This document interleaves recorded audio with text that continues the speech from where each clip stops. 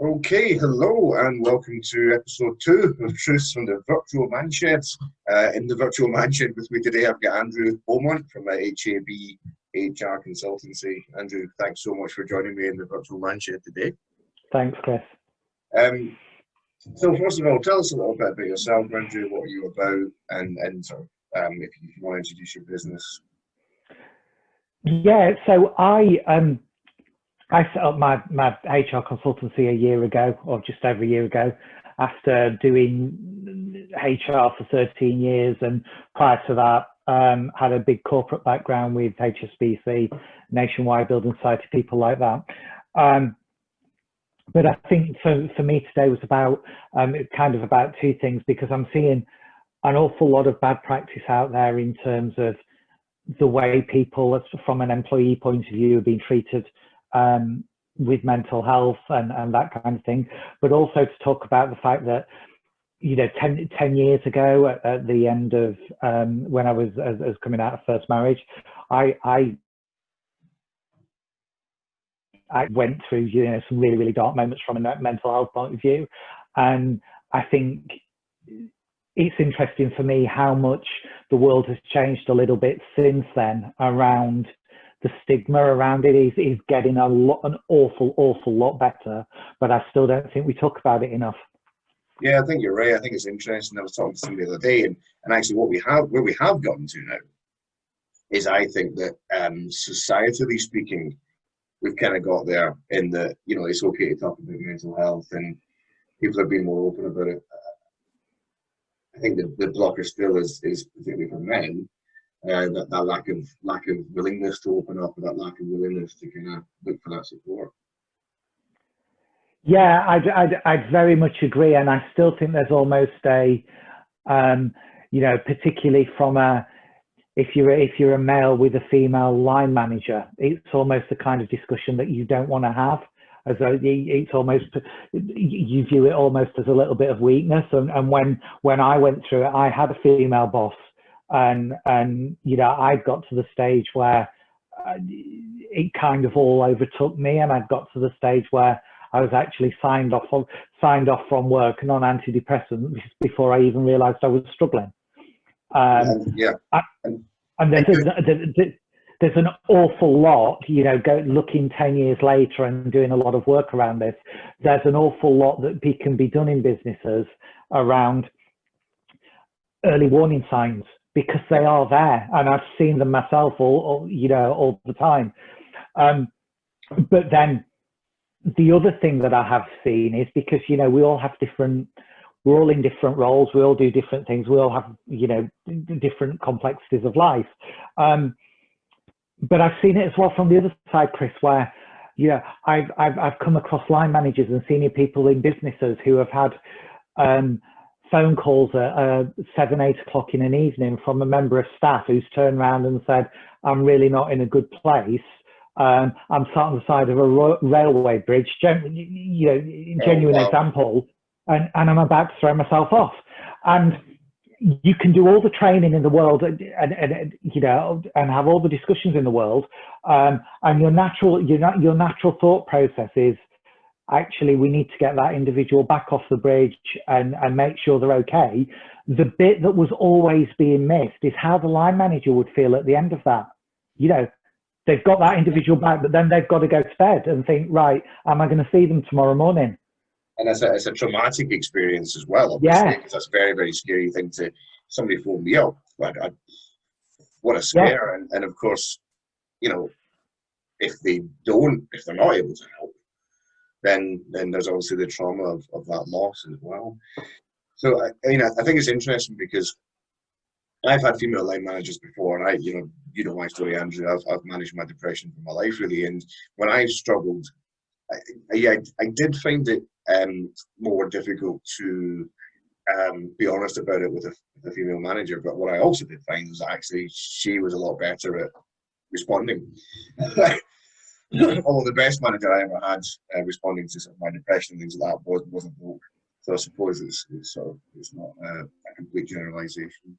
So what kind of sort of you talked about bad practices there at the moment, and I think, you know, a lot of people that are calling me at the moment, looking for my support is about that kind of loneliness and that feeling of isolation, which of course is exactly what we're all deliberately doing at the moment. Yeah, I think it's interesting, Chris, because I think it's strange at the moment because we're actually seeing bad practices that are coming from genuinely with the right intention. So if you look at either furlough or people working from home, either or, because the practices are still the same. And so many businesses are turning around and saying to the staff, yeah, it's fine, you know, we'll go remote, just go and work from home, or yeah, you can go on furlough, we'll pay you 80%, you know, for however long. But I actually posted on LinkedIn a couple of months ago around this, you know, and the whole point around my post is, do you know what your staff do at the weekend? And it was all about, you know, finding out and getting to know people, because if you as an employer, if you as a manager, if you turn around to your staff and say, you know, right, you're now on furlough, you're going to be sat at home on 80% for the next 2-3 months. As a manager, you're probably saying, well, we're doing everything we can, you know, 80%, you know, you're not having to come into work, all of that kind of stuff. But the dialogue typically isn't happening with the staff member to understand what their personal circumstances are. And so often it's the case where individuals actually come into work just to get some human interaction. You know, they live on their own, and their only human interaction is with their colleagues, you know, and they're there 5 days a week. And suddenly you take that individual and remove all human contact from them, plus they're in lockdown so they can't see their family, plus the shops are closed, the pubs are closed, so, you know, all of that kind of stuff. Absolutely. It's absolutely huge. So what do you think's missing then from an employer point of view? Is it that conversation around sort of what are you going to do? How are you going to fill your time? Are you going to be okay even? I think that's missing. I think what disappoints me is that we shouldn't be in a scenario where actually furlough, lockdown, whatever happened, and then the line managers have got to say, are you going to be all right? You know, it should be, they should know the staff, you know, they should know whether they're living on their own, they should know whether they've got kids at home, all of that kind of stuff before furlough ever happened. And I think this is a bit that's missing for me out there,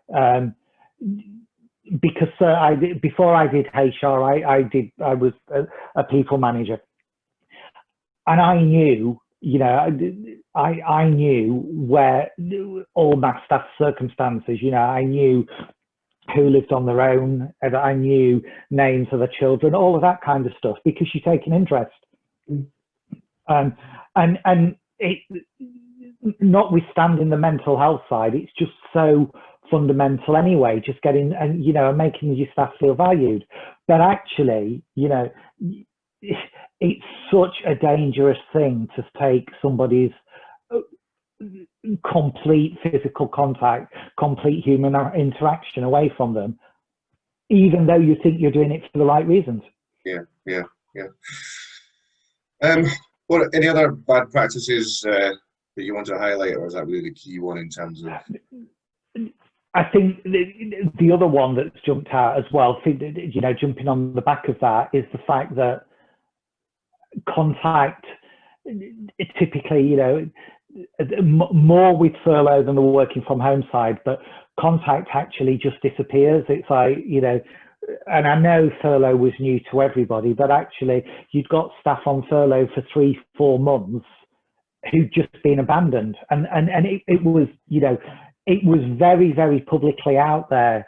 All the news organisations were reporting on this, about the staff just being left at home and line managers not contacting them. And yes, it was confused, you know, there was all this, are they allowed to work, all of this kind of stuff around the guidelines. But actually, from a basic human point of view, you know, they're at home for 2-3 months. Why would you not be checking in just to see that they're okay? Absolutely, and I've heard that a lot from clients as well, you know, and I've experienced it with people I'm working with. I do contract work at the moment as well, and yeah, it seems to have been quite a common um, behaviour, I guess, that, you know, line managers are kind of just leaving staff to it. Even staff that are still working, you know, I speak to my old housemate who works in the engineering automotive industry, for example, and he said, I've not heard from my line managers since the start of lockdown, the previous lockdown. And actually, you know, what he's saying is that for a lot of these guys in particular, it kind of then leaves them with no work to do. Okay, you're still getting paid and that's lovely and you're secure and stuff, but without that meaning, without that connection, and of course then, you know, you kind of start to question your value to the organization. It's that easy to ignore for that long. You know, yeah, that would make me worried. So yeah, it's you know, big impact. So I guess the truth from the shed for this episode of Truth from the Sheds then, Andrew, is particularly with regards to HR managers and people managers, is to kind of remember that basic requirement to keep in touch, keep connected, and just check in. And I think you're right. I think it's a shame that a lot of it's happening at the moment. A lot of these managers, they won't necessarily even be aware it's a problem, or they'll be struggling themselves. So I think it's a great thing to, I think it's a great thing to raise, Andrew. Thanks very much. You're very welcome. Good. Well, listen, that's this episode of Truth from the Shed. I think that's been quite a nice, concise message from Andrew there. Really appreciate your time, Andrew. Okay. And you're very welcome. Everyone else, tune in. Keep tuned in to the next episode of the Virtual Mind Shed. Thanks again. Okay. So just stop that.